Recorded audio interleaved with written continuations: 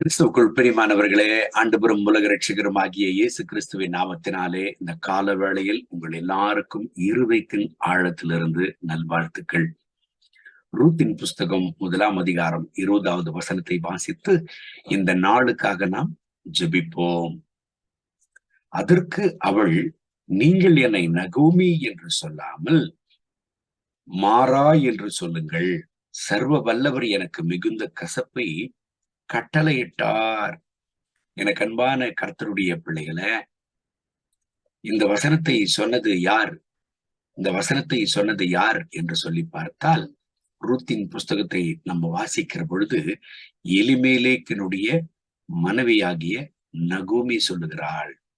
அவர்கள் யார் என்று சொல்லி பார்த்தால் ரூத்தினுடைய மாமியார். இந்த எலிமேலேக்கு என்பவர் தன்னுடைய மனைவியும் 2 ஆண் பிள்ளைகளோடும் பெத்லஹேமிலே வசித்து வருகிற பொழுது, பஞ்சம் காலத்திலே பஞ்சம் வந்த பொழுது அவர்கள் பெத்லஹேமை விட்டு மோவாப் தேசம் சென்று விட்டார்கள். ஆனால் அந்த நாட்களில அவர்களுடைய பிள்ளைகள் இருவரும் திருமணமான பிறகு இறந்து போனார்கள். எலிமேலேக்கும் இறந்து போனார். அந்த வேளையில தான் 2 மருமக்களோடு கூட வாழ்ந்த இந்த நகோமி அவர்கள் மருமக்களை தங்கள் தாய் வீட்டிற்கு செல்லும்படியாக வருந்தி கேட்டுக்கொள்ளுகையில் மூத்த மருமகள் சென்று விடுகிறார்கள். ஆனால் இளைய மருமகளாகிய ரூத்தோ நகோமியோடு கூட இருந்தார்கள். கஷ்டத்தோடு அவங்க வாழ்ந்து வந்த நாட்களில, கஷ்டத்தோடு அவர்கள் வாழ்ந்து வந்த நாட்களில, கண்ணீரோடு வாழ்ந்து வந்த நாட்களில, தனிமை, போராட்டம், வேதனை, வருத்தம் என்கிற சூழ்நிலையில் அவர்கள் இருந்த பொழுது ஒரு நல்ல செய்தி அவர்களுக்கு வருகிறது. பெத்லஹேமில ஒரு செழிப்பு உண்டாயிருக்கிறது, மழை வந்திருக்கிறது, ஆசீர்வாதமா இருக்கிறதான ஒரு காலகட்டம் ஆரம்பித்திருக்கிறது என்கிற ஒரு செய்தி வந்தவுடனே திரும்ப இந்த நகோமி தன்னுடைய மருமகளாகிய ரூத்தோடு கூட, குணசாலியான மருமகளாகிய ரூத்தோடு கூட திரும்ப பெத்லஹேம் தேசம் வருகிறார்கள். அப்பொழுது தான் அந்த பெத்லஹேமில் இருந்த ஜனங்கள் எல்லாம் நகோமியை பார்த்து சொல்லுகிறார்கள், நகோமி என்று. அப்பொழுது நகோமி அவர்களுக்கு சொல்லுகிற வார்த்தை, என்னை நகோமி என்று சொல்ல வேண்டாம், மாறா என்று கூப்பிடுங்கள் என்று சொல்கிறார்கள். நகோமி என்கிற வார்த்தைக்கு என்னங்க பொருள்? இனிப்பு என்று அர்த்தம். நகோமி என்கிற வார்த்தைக்கு பொருள் என்னங்க?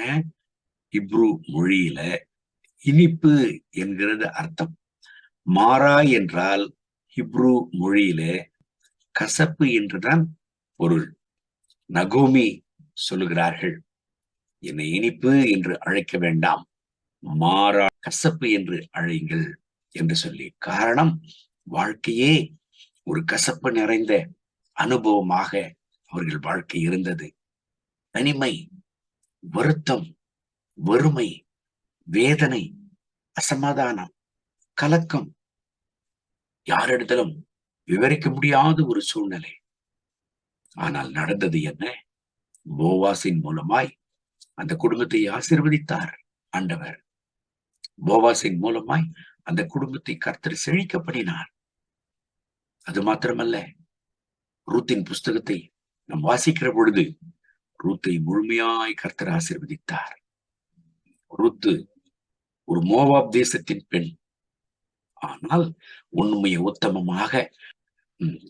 உத்தமமாக தன்னுடைய மாமியாருக்கும் கர்த்தருக்கும் தன்னுடைய உத்தமத்தை காத்து கொண்டபடினாலே ரூத்தை கர்த்தர் ஆசீர்வதித்தார். ரூத்தின் மூலமாக நகோமியை கர்த்தர் ஆசீர்வதித்தார். மத்தேயு எழுதின சுவிசேஷம் 1ஆம் அதிகாரத்தை வாசிக்கிற பொழுது ரூத்தின் பெயரை அந்த இடத்துல பார்க்க முடியும். ஆண்டவராகிய இயேசு கிறிஸ்துவும் அந்த ரூத்தின் அந்த சந்ததியில் தான் கடந்து வருகிறார். எனக்கு இருக்கிற என் அன்பு கர்த்தருடைய பிள்ளைகளே, இன்றைக்கு உங்கள் வாழ்க்கை கசப்பு நிறைந்த ஒரு அனுபவமாக இருக்கிறதா? கசப்பு கலந்த ஒரு அனுபவத்தில் தனிமை, வேதனை, வருத்தம், போராட்டம், சமாதானம் இல்லாத ஒரு சூழ்நிலை, வருத்தத்தின் மேல் வருத்தம், கடன் மேல் கடன், வறுமையின் மேல் வறுமை, வாழ்க்கையில ஒரு கசப்பு நிறைந்த ஒரு அனுபவத்தில் நீங்கள் சென்று கொண்டிருக்கிறீர்களா? ஒரு விஷயத்தை புரிந்து கொள்ளுங்கள்.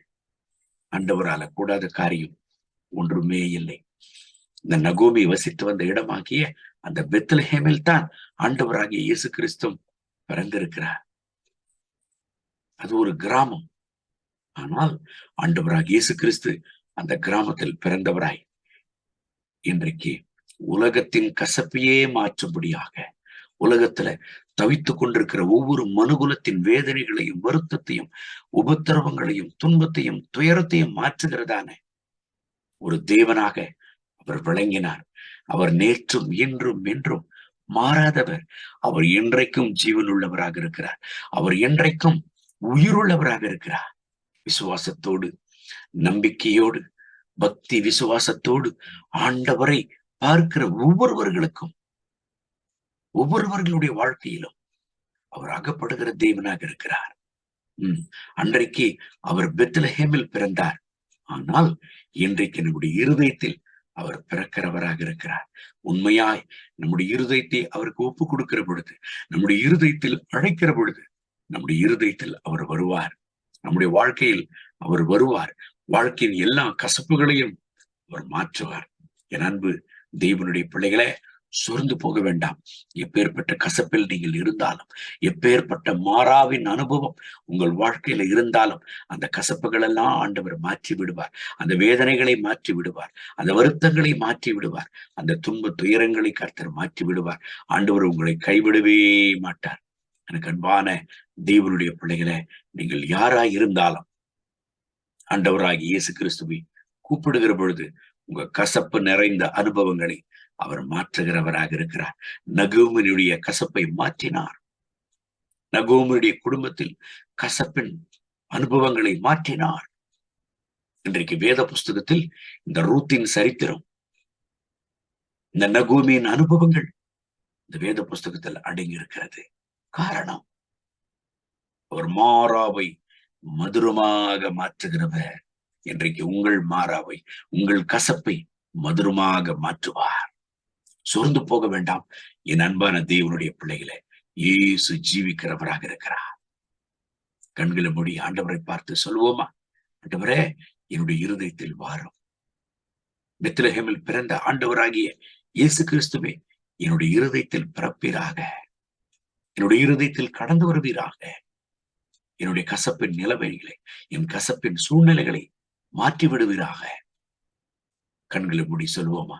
அன்பின் ஆண்டவரே, இந்த கால வேளையில் இந்த ஜபத்தில் இணைந்து ஜெபித்துக் கொண்டிருக்கிற என் அன்பு சகோதர சகோதரிகளுக்காக ஜெபிக்கிறேன். இவர்கள் வாழ்க்கையில கடந்து வாரும்.